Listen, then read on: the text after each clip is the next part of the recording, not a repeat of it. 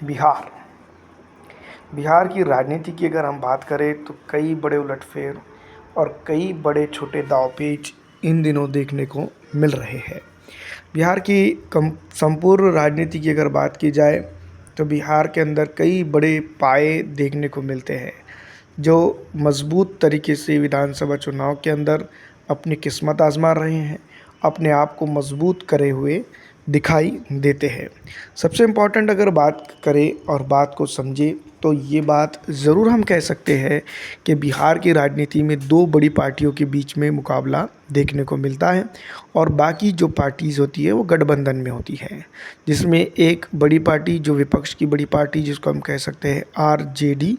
और दूसरी तरफ एक वक्त में जनता दल यूनाइटेड ज़रूर बड़ी पार्टी हुआ करती थी, लेकिन अब जिस तरह से भारतीय जनता पार्टी के साथ उनका तालमेल हुआ है, उसके बाद जो रिज़ल्ट निकल के सामने आए हैं उसको देखते हुए यही लगता है कि अब भारतीय जनता पार्टी इधर के गठबंधन में एक मजबूत तरीन पार्टी के तौर पर दिखाई दे रही है।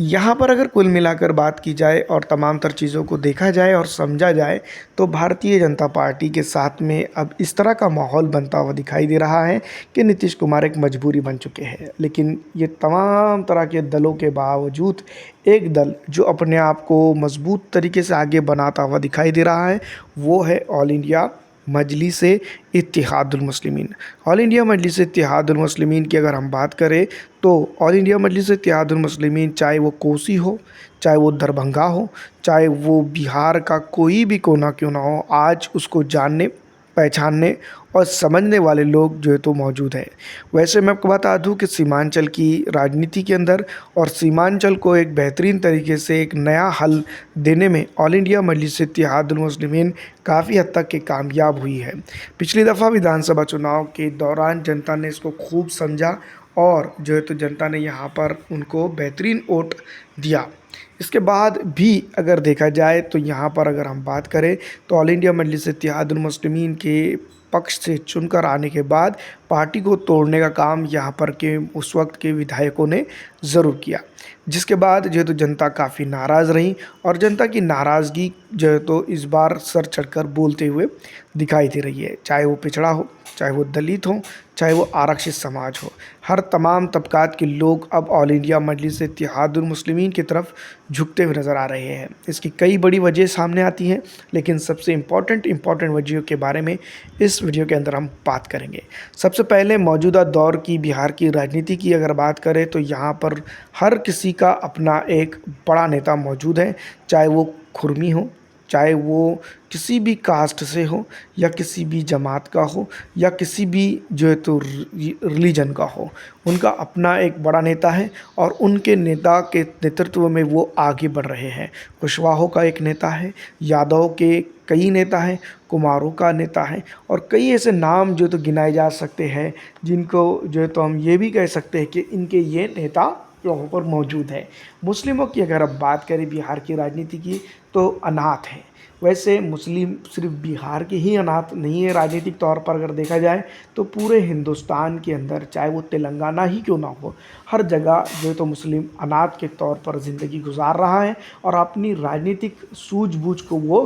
पीछे यानी कि बालाए पुश्त डाल चुका है, जिसके नतीजे में जिसके चलते इस तरह के हालात मुसलमानों के ऊपर आ रहे हैं। कभी कोई आता है और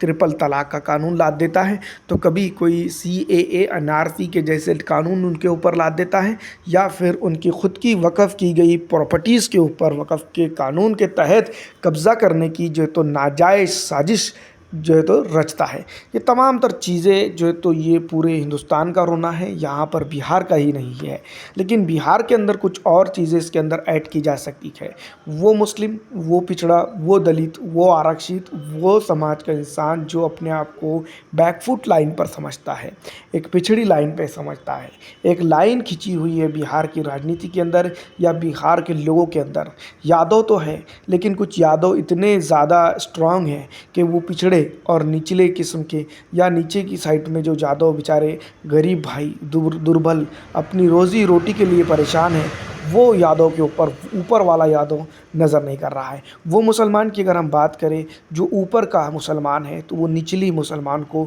जो गरीब है, दुर्बल है, पिछड़ा है, उनको साथ में लेकर चलने की बात नहीं कर रहा है। इसी तरह से हर कास्ट का, हर चीज़ को अगर देखा जाए तो बिहार के अंदर 2 बिहार बसते हैं। एक बिहार वो है जो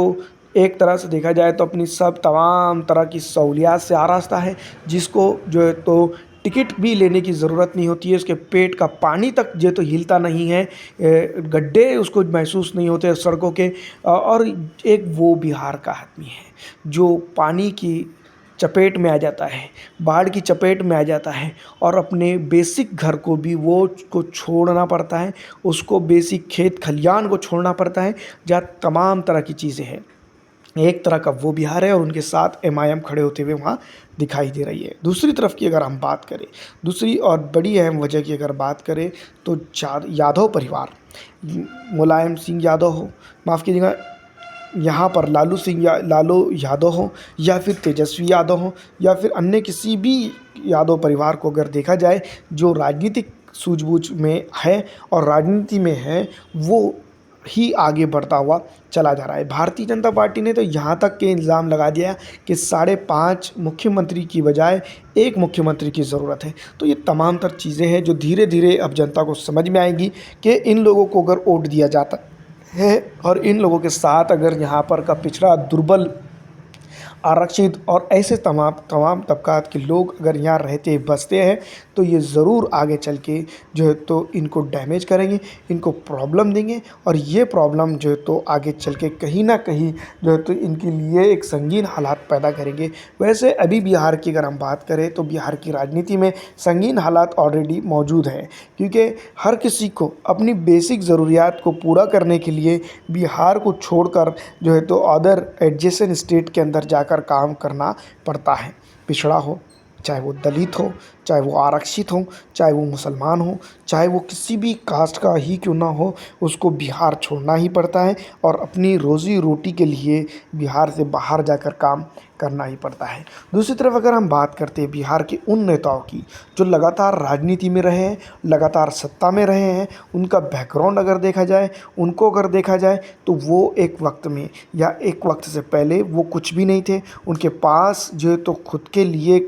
कुछ भी नहीं था। लेकिन आज अगर देखा जाए तो राजनीतिक सूझबूझ के साथ उन्होंने दिमाग को इस्तेमाल किया और यहाँ पर वो सब के ऊपर हुक्मरान बन गए हैं। तो ये तमाम तर चीज़ों को काउंटर करने के लिए ऑल इंडिया मजलिस इत्तेहादुल मुस्लिमीन ने यहाँ पर अपना